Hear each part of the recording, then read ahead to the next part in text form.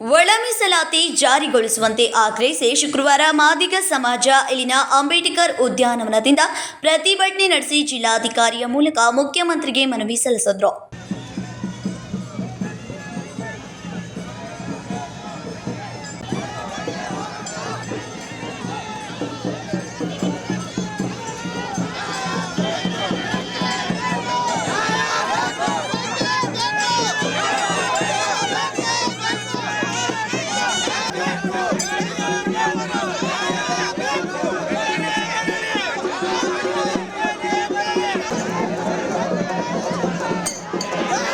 ಒಳ ಮೀಸಲಾತಿ ಜಾರಿಗೆ ಸುಪ್ರೀಂ ಕೋರ್ಟ್ ತೀರ್ಪು ನೀಡಿ ವರ್ಷವಾಗಿದೆ. ಆದರೂ ಒಳ ಮೀಸಲಾತಿ ಜಾರಿ ಕಾಂಗ್ರೆಸ್ ಮಾಡ್ತಿಲ್ಲ ಎಂದು ಆಕ್ರೋಶ ವ್ಯಕ್ತಪಡಿಸಿದ್ರು. ಮಾದಿಗ ಸಮಾಜದವರಿಗೆ ರಾಜ್ಯ ಕಾಂಗ್ರೆಸ್ ಸರ್ಕಾರ ಮಹಾ ಮೋಸ ಮಾಡಿದೆ. ಒಳ ಮೀಸಲಾತಿ ಕಾಂಗ್ರೆಸ್ ಸರ್ಕಾರದ ಭಿಕ್ಷೆ ಅಲ್ಲ, ಅದು ನಮ್ಮ ಹಕ್ಕು ಎಂದು ಸರ್ಕಾರದ ವಿರುದ್ಧ ವಾಗ್ದಾಳಿ ನಡೆಸಿದ್ರು. ಕಾಂಗ್ರೆಸ್ ಸರ್ಕಾರದ ಮುಖ್ಯಮಂತ್ರಿ ಸನ್ಮಾನ್ಯ ಸಿದ್ದರಾಮಯ್ಯ ಸಾಹೇಬರು ಅದನ್ನ ಒಂದು ವರ್ಷ ಆದರೂ ಇನ್ನೂ ಜಾರಿಗೆ ತಂದಿಲ್ಲ. ಇಲ್ಲೇ ಪಕ್ಕದ ತೆಲಂಗಾಣ, ಹರಿಯಾಣ, ರಾಜಸ್ಥಾನ, ತಮಿಳುನಾಡು ರಾಜ್ಯಗಳು, ಆಂಧ್ರ ಈಗಾಗಲೇ ಅವನ ಒಳ ಮೀಸಲಾತಿಯನ್ನ ಜಾರಿಗೊಳಿಸಿದ್ದಾರೆ.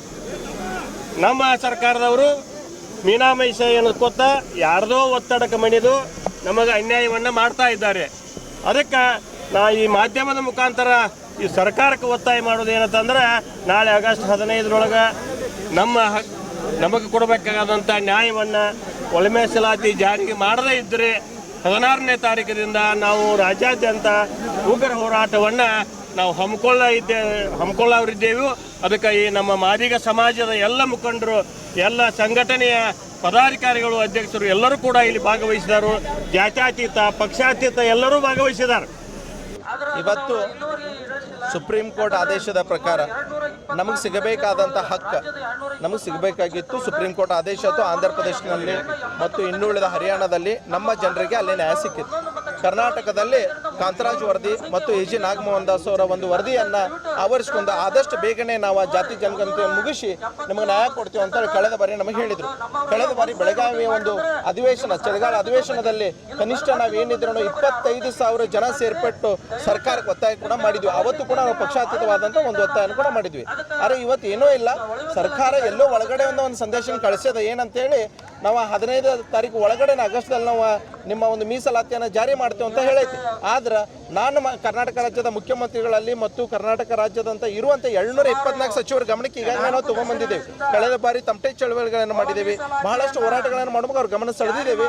ಈ ಬಾರಿ ನಾವು ಹೇಳ್ತೇವೆ, ನಾಳೆ ನಡೆಯುವ ಮಳೆಗಾಲ ಒಂದು ಏನು ಅಧಿವೇಶನ ಐತಿ, ಆ ಅಧಿವೇಶನದಲ್ಲಿ ನಮಗೆ ನಮ್ಮ ಹಕ್ಕು, ನಮ್ಮ ನ್ಯಾಯ, ನಮಗೆ ಸಮಬಾಳು ಸಾಮಾಜಿಕ ನ್ಯಾಯನ ಕೊಡಬೇಕು. ಇದು ತಾವು ಬಸವಣ್ಣವರ ಒಂದು ಏನು ತಾವು ಬೆಳಗಾವಿಯಲ್ಲಿ ಒಂದು ಬಸವಣ್ಣವರ ಒಂದು ಅನುಭವ ಮಂಟಪ ಒಂದು ಛಾಯಾಚಿತ್ರ ಏನು ಕೊಟ್ಟರಲ್ಲ, ಆ ಅನುಭವ ಮಂಟಪದಲ್ಲಿ ಏನು ಹೇಳೋದಂದ್ರೆ, ಮಾದಿಗರಿಗೆ ತಾವು ಎಲ್ಲೋ ಒಂದು ಕಡೆ ಕಡೆಗಣಿಸಿದ್ರಂತ ಅನ್ನೋದು ನಮಗೇನು ಕೊರಗೈತಲ್ಲ, ಆ ಕೊರಗನ್ನು ಅಳಿಸಬೇಕು. ಈ ಅಂಕಿತ ನಾಮನ ಆದಷ್ಟು ಬೇಗನೆ ತಾವು ಹಾಕಿ ಇದಕ್ಕೆ ಒಂದು ಶಕ್ತಿ ತುಂಬಬೇಕಂತ ಕರ್ನಾಟಕ ರಾಜ್ಯದ ಮುಖ್ಯಮಂತ್ರಿಗಳಲ್ಲಿ ಮತ್ತು 274 ಶಾಸಕರಲ್ಲೇ ನಾನು ಮನವಿ ಮಾಡ್ತೇನೆ ಅಂತ. ಪ್ರತಿಭಟನೆಯಲ್ಲಿ ಶಾಸಕ ದುರ್ಯೋಧನ ಐಹೊಳೆ, ಅನಂತ್ ಬ್ಯಾಕೋಡ, ಪ್ರಶಾಂತ್ ಐಹೊಳೆ ಸೇರಿದಂತೆ ಇನ್ನಿತರರು ಉಪಸ್ಥಿತರಿದ್ದರು. ಸಂಕಲ್ಪ ಶಿಂದೆ, ಕೆಎಂಎಂ ಕನ್ನಡ ನ್ಯೂಸ್, ಬೆಳಗಾವಿ.